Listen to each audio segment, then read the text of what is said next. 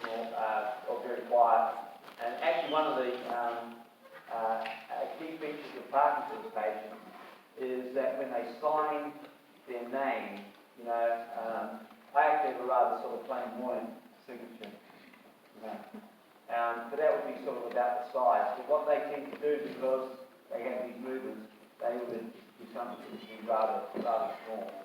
And that's the sort of a classic feature that's found in Parkinson's patients.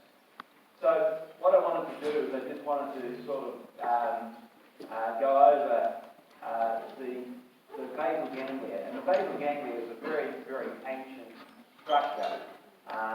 You can actually trace it right back to very, very primitive vertebrates. A lamprey, which is essentially a vertebrate that actually, if it has a cortex, it does actually have a cortex, but it's a very, very tiny cortex. But the basal ganglia is really sort of the key control center for selecting particular types of movements and for the initial activation of that program. And obviously, the motor programs exact in themselves, the actual patterns of movements, are generated by circuits that are found, in the lower CNS, and namely in the hindbrain and the spinal cord. So essentially, how this structure works is first you actually have to select a particular sequence of programs, and we still don't understand very well how that's done. But we know that dopamine plays a very important role in what we call action selection, which is the ability to select a particular motor program and execute it. And part of the way that dopamine does this, and this again comes back to what's going on in the Parkinson's patients, is that it really has this ability to activate both these pathways. So I talked about a pathway which is called the direct pathway, and that's regulated, or at least the neurons that are in the direct pathway express a receptor for dopamine, which is the dopamine 1 receptor. And the neurons that are found in the indirect pathway, they express a second dopamine receptor, which is the B2 dopamine receptor. So, and then there's a structure that's outside of the basal ganglia, which is the substantia nigra pars compacta. And this is a structure that really degenerates, in Parkinson's patients. And so essentially what that does is that provides dopamine to these two. And it's not just that it's just producing dopamine all the time. There's actually pulses of dopamine that are coming in, and and those pulses of dopamine, actually that's sort of like, you can imagine just like a little spray that gets spritzed onto these neurons. What that in actual fact does is that actually plays a very important role in being able to switch, between the direct pathway and the indirect pathway. Now, what I actually mentioned yesterday, on Tuesday, was that the neurons that are found actually pretty much within the structure, most of the neurons are found within the striatum, and that is essentially the putamen or the putamen of the caudate and the globus pallidus. That most of those neurons are inhibitory. Okay. So how does the system work? Because you sort of think about, well, if you've got a motor program, you actually have to have some sort of positive driver to elicit that action. Well, the positive drivers tend to be these two structures here, the thalamus, and then there's another structure which is found actually in the midbrain, which is called the midbrain locomotor region. Okay, and also and that then sends information onto the reticular system, and that then actually is the system that then activates the spinal cord. Now, there's some really elegant experiments that have been done in a cat, and more recently there's been some very nice work that's been done by a number of colleagues, and in actual fact there's someone in Sam's lab that's also working on this, Lucas. What you can do is you can actually just stick an electrode, or you can optogenetically activate these cells in the MLR, mice to run or to walk. And depending on the level of stimulation, that is sufficient to sort of activate the program. Anyway, that's a sort of a slight issue. So how does this work? So in the direct pathway, what you have, I talked about it, you essentially have a disinhibition. So these neurons in the thalamus, these are glutamatergic neurons. So this pathway is the positive pathway. It's an excitatory pathway. Okay? And it goes back to the cortex, and there are neurons in the cortex that then can project directly to the hindbrain, but there are also neurons up here that project to other areas, like the red nucleus, which is sort of an indirect pathway. And there's also some that project down in here, come down in here, and activate, not the MLR, but activate the reticular system. Okay? So the thing is that if you get the go signal here, so this is the direct pathway, which is the go pathway, you get the go signal, what that does is it activates cells in the striatum. These are inhibitory neurons. These inhibitory neurons then inhibit some cells, inhibitory neurons in the globus pallidus internal capsule. Those actually project to the thalamus. They're inhibitory. So when these guys are stuck in the on state, okay, it turns these guys off, and so there's no activity up here in the cortex. Okay. Now by activating from a different sort of pathway, the cortical pathway, activating these neurons, you can switch these guys off. You lose inhibition over here. These guys come on, and away you go. You establish a motor program. And so this is this cortical striatal pathway. But also, this pathway over here is also an inhibitory pathway, and you can also remove inhibition from that pathway. So that's the go pathway. Now you also have a no-go pathway. Okay, and in the case of this no-go pathway, again you have this inhibitory circuit, but you put an extra inhibitory neuron in there, which is in the globus pallidus external part of that. So now what you're doing is, in this case, you're inhibiting an inhibitory interneuron, which is then inhibiting an excitatory interneuron, and this excitatory interneuron over here is inhibiting this pathway over here. So essentially what you're doing in this case is you're removing this inhibitory circuit over here. You're activating this inhibitory circuit over here such that you're turning off activity in the thalamus and also turning off activity over here. So what we see is that in these two different diseases, essentially in Huntington's, what we sort of see is that the indirect no-go pathway degenerates. And in the case of the Parkinson's, it is actually the direct pathway that's degenerated in those patients.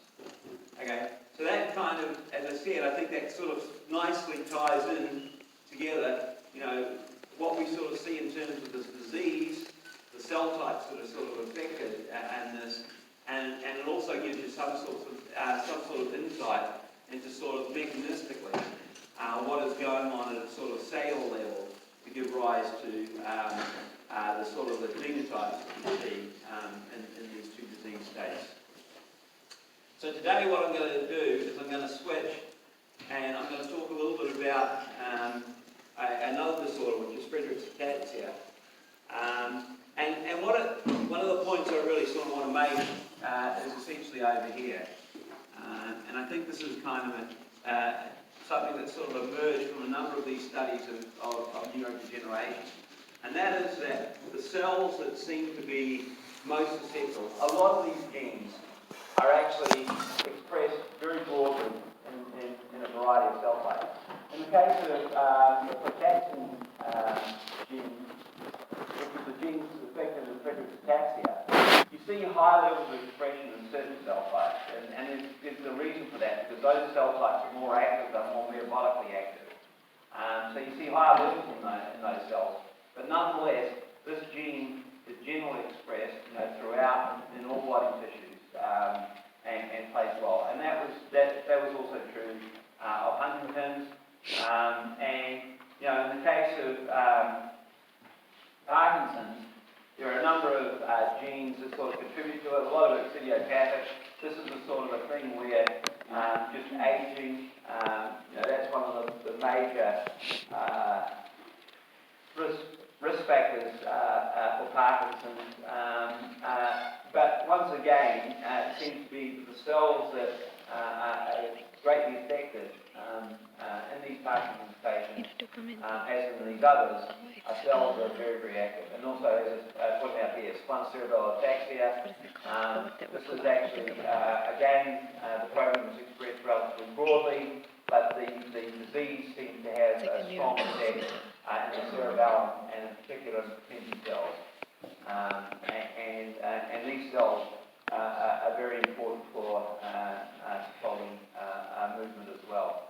That's, you know, one of the primary roles of the cerebellum. So, you know, in the case of Friedreich's ataxia, it differs actually from Huntington's insofar that this is a gene where you see an expansion, and this is a GAA expansion, not a CAG expansion. This is a GAA expansion, and it's found within the first intron of the frataxin gene. And I pointed out to you on Tuesday one of the major differences between these expansion repeats that are found within, say, non-coding regions versus coding regions. Is these expansion repeats, as you can see from the sort of these red lines over here, tend to be much, much longer than you would see in genes that are found, say, in the coding region like Huntington's. Now, in actual fact, you know, these repeats can be, you know, 500, 1,000 fold long.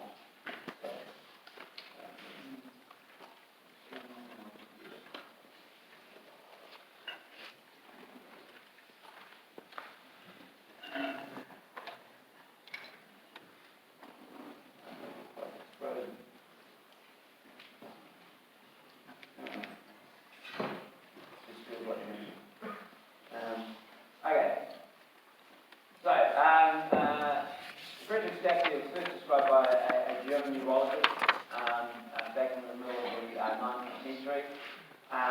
You know, it's fairly prevalent, 1 in 300,000. What's actually interesting about this is rather than sort of, you know, these diseases that are found in the coding region, which are say, either autosomal dominant or X-linked dominant, this is the recessive gene. And so that immediately points to the idea that this is actually predominantly a loss of function as opposed to a gain of function type of mutation. Okay? It's caused by this large GAA trinucleotide repeat that's found in the first intron of the gene. And this just gives you a little sort of background. It has a sort of a relatively early onset in sort of by teenage years. And it's characterized by muscle weakness, a loss of motor coordination, you know, cardiomyopathy, and in some cases there's also loss of hearing and vision. And typically these patients die at about 40 or so years of age.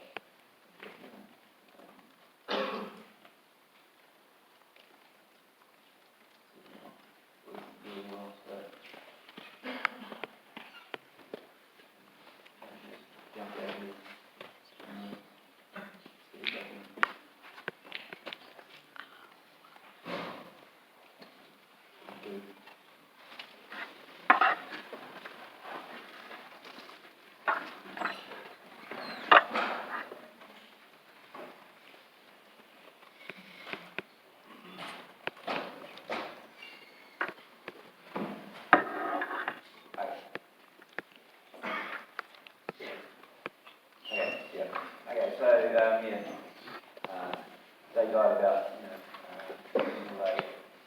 Okay. So the other thing is, as I said, it's recessive. So in the case of most patients, they have two alleles. They have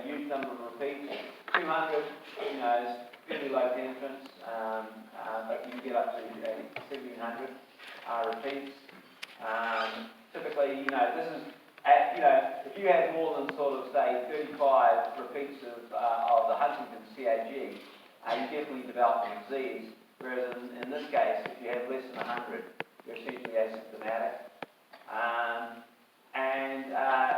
What's going to be really important, later on discussing sort of how mutations in frataxin give rise to this disease, is that frataxin is in actual fact a mitochondrial protein, and it's located to the inner membrane of mitochondria. Okay, so one of the clear phenotypes in Friedreich's ataxia patients is that there are markedly reduced levels of the actual gene, which is what you'd expect if you actually have, a recessive loss of function allele. So essentially, you can have like a 50 or 60% loss of frataxin, and this might be in a parent that carries, say, just one allele. However, if you actually carry two alleles, you're going to be down in the sort of 10 to 15% of that, or even less. Now, I actually have given the TA a paper, and this paper actually describes a mouse model for Friedreich's ataxia. And so you can look at that paper. I'm going to show you some images from that paper. Essentially what you can do is with mice you can recapitulate pretty much all the elements that you see, or aspects of the phenotype you see in humans. Mice lacking, with a complete loss of frataxin, embryonic lethal, so this is an essential protein, and that's why these patients, in many instances, show some residual level of frataxin, because that's necessary for survival. And obviously in the case of the mouse knockout allele, you can rescue this phenotype by overexpressing it. So again, this is a clear indication that this is a loss of function mutation. Okay, so what do we think is in actual fact going on? So we think that depending on the sort of the levels of expression that you have in there, if you only have a few of these GA repeats within this first intron, essentially you're asymptomatic. You get normal expression of the frataxin gene. As you sort of increase or you get this expansion in here, you can actually give rise to sort of two phenotypes. You can get variegated expression within cells, so sort of, you get this sort of chimeric expression. Some cells express reasonable levels, some cells don't, or you see a marked reduction in the expression of the frataxin. Now there are two primary mechanisms, molecular mechanisms that seem to be operating that give rise to this reduction in the expression of the gene. And the first one is actually what we would call transcriptional pausing, and that is that this big blue blob here is pol 2. Okay, so this is an RNA polymerase. What you can see is that as the RNA polymerase comes into the DNA sequence, there are helicases that actually unwind the DNA, and so they turn into single-stranded DNA. And then what you do is you start to make an antisense copy of the DNA. However, in the case of the Friedreich's ataxia patients, you get slippage along the sequence, and that allows, because it's such a long expansion, here, what you can form is you can form these RNA-DNA hybrids. So essentially what you've done here is that the antisense, or the sense RNA is actually able to bind to the antisense DNA strand, and it forms this very sort of stable structure, okay, and you cannot melt the structure. And so what that does is it causes the polymerase to pause or to actually disengage from the actual gene. So it's a bit, essentially you can explain it as like, it just, the system kind of gets gummed up. Now, there's a second mechanism that's also operating in these patients, and that is that the GAA repeat sequences change the sort of the conformation of the DNA and the formation of these nucleosomes, which is the sort of the DNA is obviously wrapped up in these nucleosome structures. And most importantly, what it does is it leads to deacetylation. And I think that I mentioned this on Tuesday, is that in terms of transcription, or transcriptional regulation, and this is sort of global transcriptional regulation,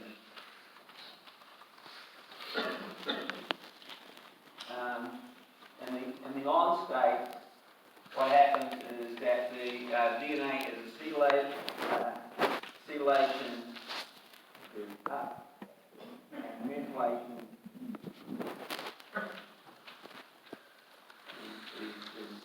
histone methylation is reduced, and in the off state, it's essentially acetylation goes down and methylation goes up. Okay?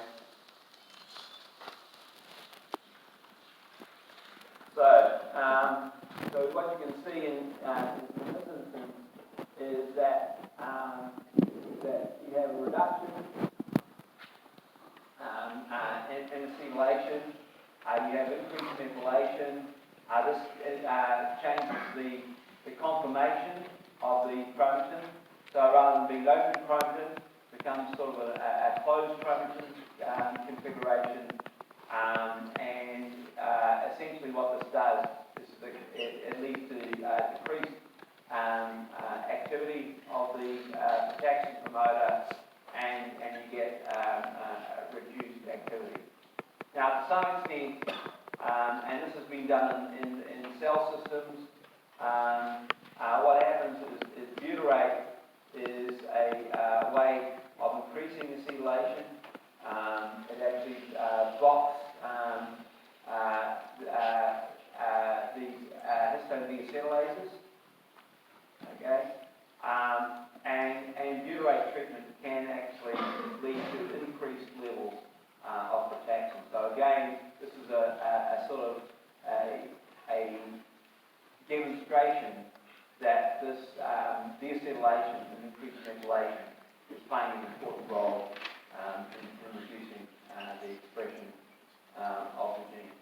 So essentially, as I said, there are two mechanisms that seem to be working in concert. There's this pausing or reduction in transcription because of reduced POL2 activity, and there's also this change in chromatin conformation that reduces activity. Okay, so what is one of the sort of the key features of frataxin? And when the gene was first cloned, what they noticed is that the gene had a mitochondrial translocation sequence.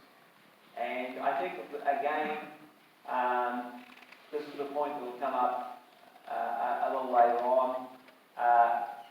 The mitochondria play a very, very important role in a lot of these neurodegenerative disorders.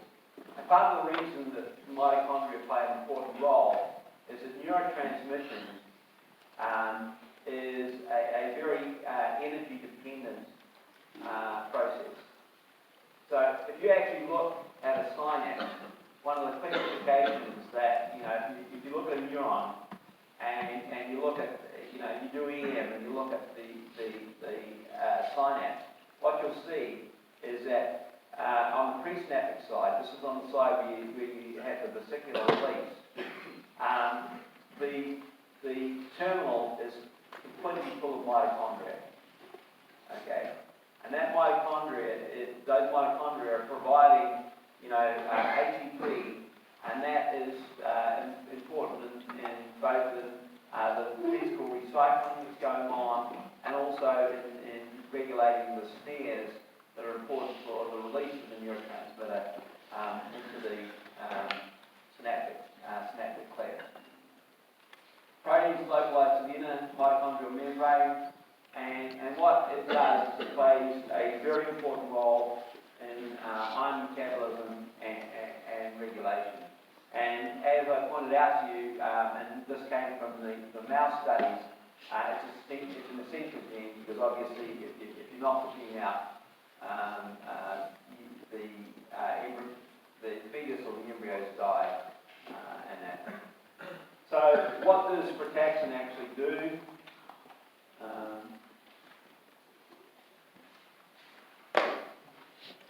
I'm going to take down my signature because I don't want anyone to get forged.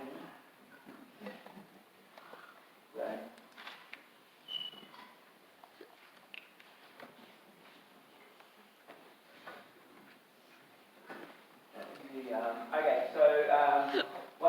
What it does is it's important for the formation of ferrous sulfur complexes. And these complexes are found in the mitochondria, and what they're particularly important is they're found in the electron chain transport machinery, and in particular in these complexes here, which are important for the TCA cycle or for oxidative phosphorylation. Okay, so this is basically our little ATP generator over here. So these ferrous sulfur clusters, as I said, are essential components of this. Also, the mitochondrial aconitase over here. And so what you can see is these little arrows that are sort of indicated in various other places. This is frataxin here. So what you see is lowered activity in a number of these, what are essential pathways. Now, as I pointed out to you, a large number of the proteins that are found within the mitochondria are actually nuclear from nuclear RNAs, and these proteins are actually inserted into the mitochondria and are essential for obviously for its function. So there's a clear disruption of mitochondrial function, and that is, as I said, it's really sort of epitomized by a reduction in FS-containing enzymes within the mitochondria. This misregulation of the TCA cycle and ATP production, heat synthesis. So there are other aspects of mitochondrial function that are also affected. Heme synthesis, and also the other thing that frataxin and heme are very important for is they're very important for sequestering ferrous ions. Okay, so basically taking the Fe2 plus and Fe3 plus and sequestering it away. And there's an important reason for doing that, because these proteins are actually very strong oxidants. Okay, and so what they can do is that they can go in and they'll oxidize other proteins and molecules, within the mitochondria, and they lead to mitochondrial damage. So you can already sort of see is that by reducing, frataxin, you're affecting two sort of pathways. You're affecting the actual energy production by the mitochondria, but you're also affecting the integrity of the mitochondria independently by increasing the amount of sort of oxidative stress within those mitochondria. So it increases mitochondrial damage. Okay, and that's particularly true for Fe3, because this is highly, it's a highly reactive ion. This is the one that does most of the damage, and so the ability to sequester that becomes is really, really quite important. And this is just, I'm sort of belaboring the point here. These little sort of nice little squiggly things in here are just these phosphate clusters that you find within the various complexes that are important for mitochondrial function. Okay, so why don't we go on and talk a little bit about the phenotypes you see in these. And essentially, what you can see is that in animals that, or patients that lack frataxin, you can see these little bright orange spots, which is kind of nice because, you always, when you think of iron, you sort of think of rust. So these nice rust-coloured spots over here. And that's really iron buildup within the tissue. This is actually within muscle tissue. And again, you can see that under high magnification, you see this buildup of ferric and ferrous ions here. But what's actually kind of also important is if you look, and this is a cell in here, and if you look at the mitochondria, you look over here, and what you can see is you see nice mitochondria. They've got these nice sort of evenly sort of crystallized, so the inner membrane sort of looks good, looks healthy in these guys. And now if you look over here, what you can see is there are these small mitochondria. These are undergoing sort of fission.